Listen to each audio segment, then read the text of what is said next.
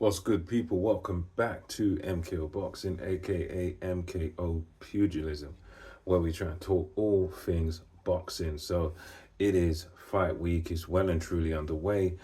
Today we had the open workouts. Yesterday there was the grand arrivals. So fight week is well and truly underway for the undisputed, all the belts, four belts. First time in the four belt era. Everything's on the line between Dmitry Bivol and Artur Beterbiev. Is going to take place Saturday night, October the 12th. And for me, this has got all the ingredients and the caliber, the quality of fighters to be, one of the very best matchups that we've seen in several years. I mean, this is such an even contest that is just so hard to even sort of pick a winner in this one. I mean, there's ways that, to be honest, both guys could win. I mean, you could see Dmitry Bivol just sort of putting on a bit of a clinic for 12 rounds, just outmaneuvering and outboxing Artur Beterbiev.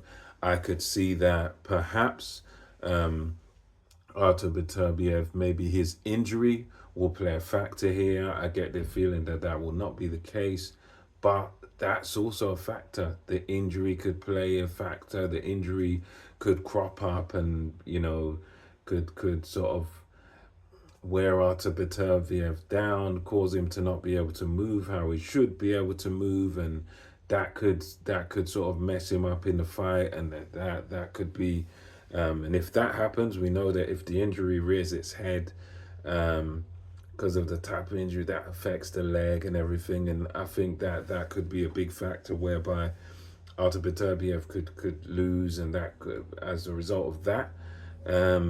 We also think of age as a factor because Beterbiev is nearly 40 years old now. He's 39 years old, so ancient in boxing terms, because boxing's really sort of mainly a young man's game. I mean, you've got older fighters doing their thing these days, but you never know. The age could catch up with Beterbiev. Maybe that could be a factor. Also, maybe Bivol might be able to stand up to or avoid the punches and enough, and take the sting off of them enough. And he might be able to hurt Beterbiev himself. So Bivol hurting Beterbiev, that's another factor. He might be able to do what Callum Johnson did and other fighters have done, which is put Artur Beterbiev down. But the problem you've always got is Beterbiev always tends to come up and knock out his opponents. He's got 100% knockout record. So there's definitely factors there where Bivol could win and where Beterbiev could win. And, with Beterbiev, what I'm thinking with him is there's kind of an inevitability about him when he fights. I mean, that 100% knockout record is serious. I mean, he's done it to very good fighters. I mean, admittedly, I will still say that that Bivol will be the best fighter he's ever faced.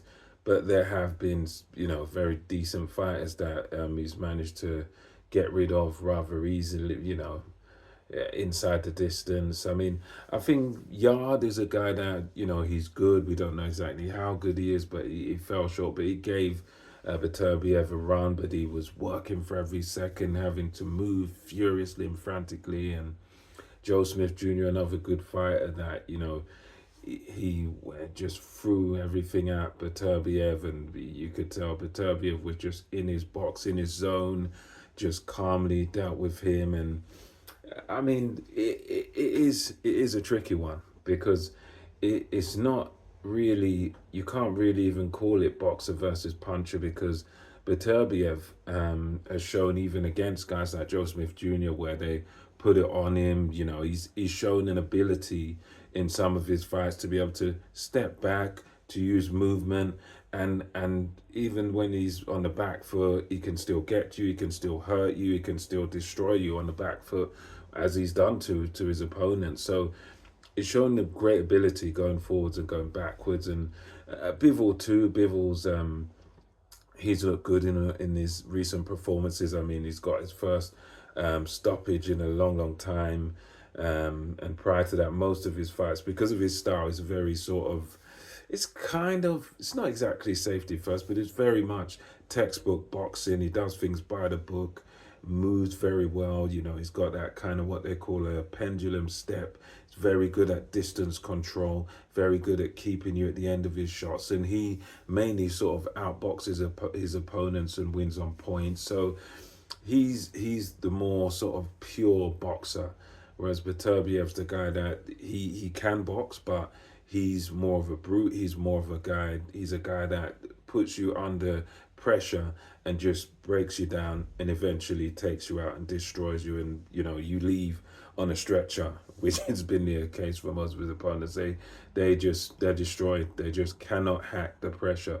Eventually he gets to you, he grinds you down, and he breaks you down. And I think it's a tough one. The boxing industry, a lot of people are sort of picking Bivol to outbox Beterbiev over the 12-round distance, and I think that's definitely an outcome that's possible.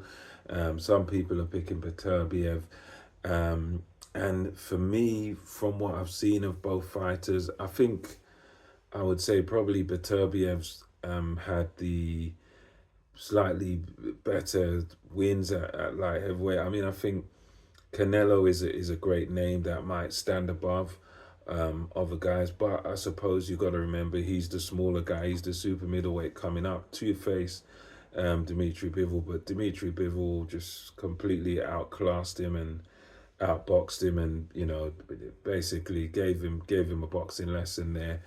So the Bivol definitely has a great chance, and for me this is kind of a 50-50 fight, but my prediction, who I lean towards, is definitely Artur Beterbiev in this one. I just think as good as Bivol is, as exceptional as his feet are and everything, I'm just expecting Artur Beterbiev to sort of eventually get to him, and I'm expecting him to eventually make some sort of mistake later on in the fight and to get caught by Beterbiev, and I'm expecting a late stoppage by Artur Beterbiev. That's my sort of feeling of it. I mean, don't get me wrong, of course you can certainly make a case the other way, and it wouldn't surprise me at all if Dmitry Bivol won, because I am, when I say this prediction, I'm kind of slightly favouring Artur Beterbiev. For me, it's kind of 55-45. Is one of those where it's so close, it's like agonizingly close to call. But for me, I'm just sort of going with my gut instinct, and I just think I'm not that convinced that Bivol will sort of be able to stay out of Beterbiev's way, stay out of the way of taking anything big for 12 rounds. I think sometimes he's going to have to hold his feet. He's going to have to punch with Beterbiev. He's going to have to try and get the respect of Beterbiev. And I just think at some point late in the fight, when both men tire, Beterbiev has shown, as we know in his fights, the ability to get rid of you very early, but he can also get rid of guys very late. He's had a 12th round stoppage, and I think even if you're negative with him and you're sort of running away from him, he gets to you eventually. And I think as much as they're the best that each other's ever faced, I just get this sort of feeling of inevitability with Artur Beterbiev, and I just think Beterbiev will, the inevitable will happen, and I think he gets to Bivol and stops him in late and becomes undisputed light heavyweight champion. As I say, could be totally wrong, but for me, this is my sort of gut feeling. This is what I reckon about the fight. But anyway, let me know your thoughts in the comment section below. And until next time, it's MKO Boxing, over and out.